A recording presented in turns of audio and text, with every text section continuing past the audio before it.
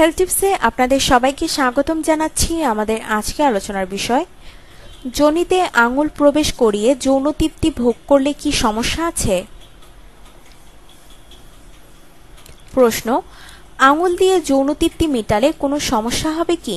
আঙুল যদি যোনিপথে ঢুকিয়ে নিয়ে নিজে যৌন তৃপ্তি মেটায় তাহলে কোনো সমস্যা হবে কি? উত্তর, না, কোনো সমস্যা হবে না। তবে আপনি অবিবাহিত হয়ে থাকলে যোনিপথে আঙুল প্রবেশ করাবেন না, তাতে আপনার সতীচ্ছেদ ছিদ্র হয়ে যাবে।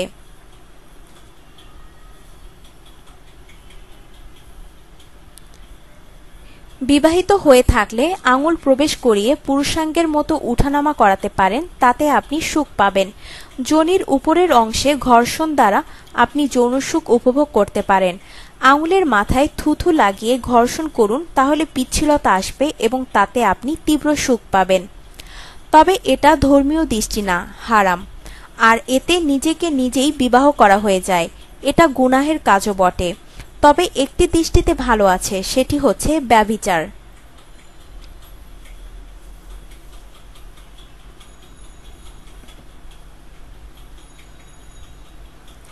আপনার মনে যদি যৌন ইচ্ছা প্রবলভাবে জাগে, তাহলে পরপুরুষের সান্নিধ্য না নিয়ে নিজের আঙুল দ্বারা যোনিতে ঘর্ষণ করে যৌন সুখ উপভোগ করতে পারেন।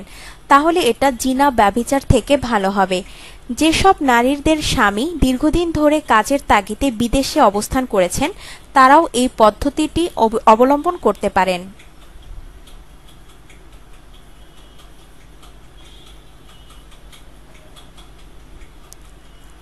খলিফা ওমর রাদিয়াল্লাহু নিষেধ করেছেন স্ত্রীকে রেখে 4 মাসের বেশি সফরে অবস্থান করতে, এবং এক্ষেত্রে স্ত্রীর কাছ থেকে অনুমতি নিতে বলেছেন।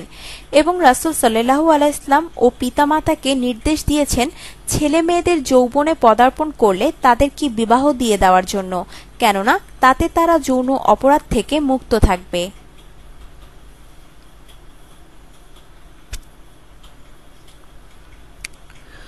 মুক্ত থাকতে পারবে অসামাজিক কার্যকলাপ থেকে, কেননা ছেলেমেয়েরা যৌবনে পদার্পণ করার পরেই তাদের মনে যৌন চাহিদা ক্রমেই বৃদ্ধি পায়, এক পর্যায়ে অসহনীয় পর্যায়ে চলে যায়, যার কারণে তারা জড়িয়ে পড়ে অসামাজিক কার্যকলাপে, যার ফলে আজ আমাদের সমাজে অবৈধ গর্ভপাতের ঘটনা বৃদ্ধি পাচ্ছে।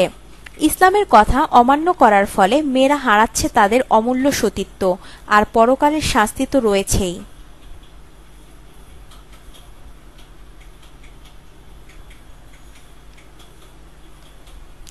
আপনার জীবনকে আনন্দময় করে তুলতে এবং বিভিন্ন স্বাস্থ্য টিপস ও পরামর্শ পেতে আমাদের চ্যানেল সাবস্ক্রাইব, লাইক ও শেয়ার করবেন। ধন্যবাদ।